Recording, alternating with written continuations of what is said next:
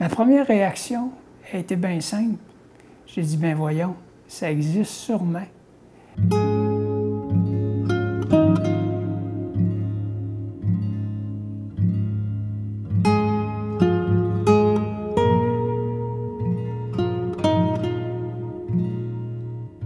Michel, ça fait déjà 1 an et demi que tu m'as parlé de ce projet-là. Incroyable, hein? Oui. Mon épouse qui était en traitement de chimio, ça coûtait très cher pour les médicaments, que le premier mois, j'avais déjà dépensé 960 $ pour la contribution que tu dois faire au fond. 960 $.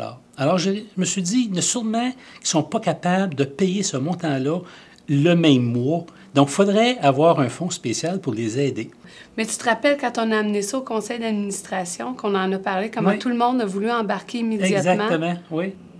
On ne devrait pas avoir à choisir entre payer un loyer ou payer une électricité ou se payer des médicaments. Effectivement.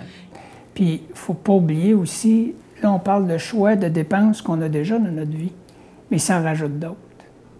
Pas juste les médicaments. Puis, c'est pour ça, en tout cas, il faut avoir vécu les effets secondaires de la chimiothérapie pour voir qu'on n'est pas bien fort pour faire notre ménage, faire notre épicerie, et des fois faire nos repas.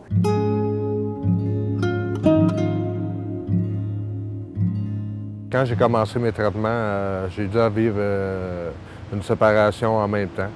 Donc, ça a été assez difficile. J'avais pas de lit, j'avais pas aucun meuble, des choses comme ça. Fait que je dormais à terre pendant le temps de mes traitements. Fait que la Rose des Vents a fait des démarches pour moi auprès de certains organismes. Puis ça a très bien répondu, puis ça a comblé mon besoin qui était vraiment essentiel. Là. Ça a été grandement apprécié.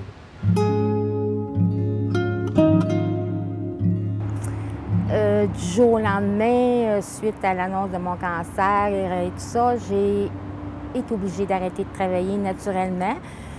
Et puis, j'ai tombé sans revenu. J'accepte de suivre la chimiothérapie. J'essaie de me sauver ma vie pour retomber dans des problèmes financiers puis que je ne m'en relèverai pas d'autres problèmes.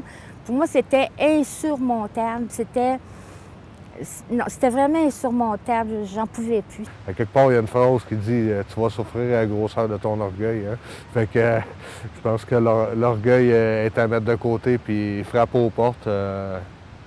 Ça vaut la peine. C'est un oui ou un non, mais si tu frappes pas, t'as pas rien. Là. Pourquoi pas celui qui est proche de chez nous, puis qui en a besoin, puis qui n'a pas besoin vraiment de remplir 8 formulaires de 22 pages, puis tout ça, là, que c'est pas compliqué, mais qui est capable d'avoir de l'aide là, parce que c'est là qu'il en a besoin. Des fois, c'est pas des gros montants, mais c'est là qu'il en a besoin. Dès qu'on place un appel téléphonique, il y a quelqu'un qui s'occupe de nous. Puis, généralement, ça va assez vite. En tout cas, ça a été vite pour moi. Tout était réglé. Mon propriétaire il recevait les chèques pour le loyer.